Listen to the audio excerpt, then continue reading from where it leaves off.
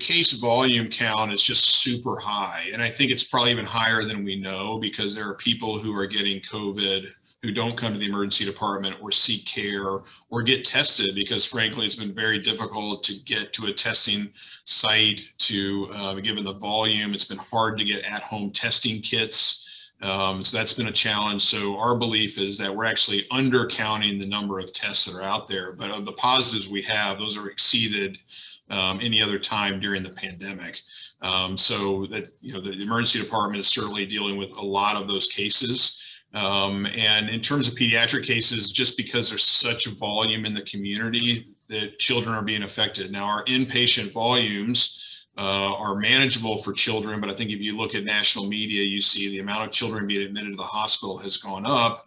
Again, almost all of them are unvaccinated, and many have comorbidities, but that's very unfortunate, but it's a function, again, of just how prevalent this is. When you have positivity rates of 35 and 37 and 40%, this virus is unavoidable for the community, and that spills over even into groups like children who traditionally have done pretty well with COVID, but there's so much of it now that children that are vulnerable are certainly impacted.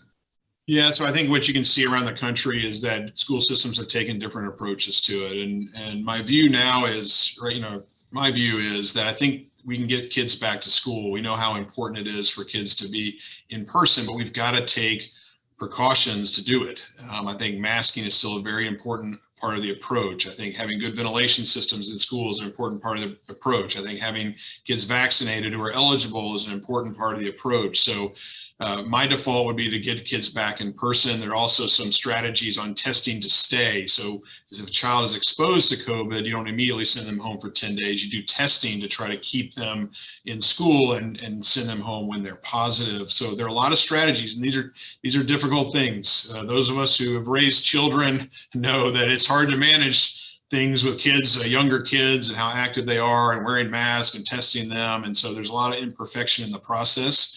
And so we do know there are healthcare systems or school systems that have said, that's a real hard thing for us to manage. We're going to have to go virtual for a few weeks, but I would encourage school system to try to go in person, and to parents to try to be smart, right? If your kid has symptoms of COVID, they need to stay home. If they have symptoms of any infectious disease, they need to stay home. And hopefully we can manage through these next few weeks as the Omicron peaks.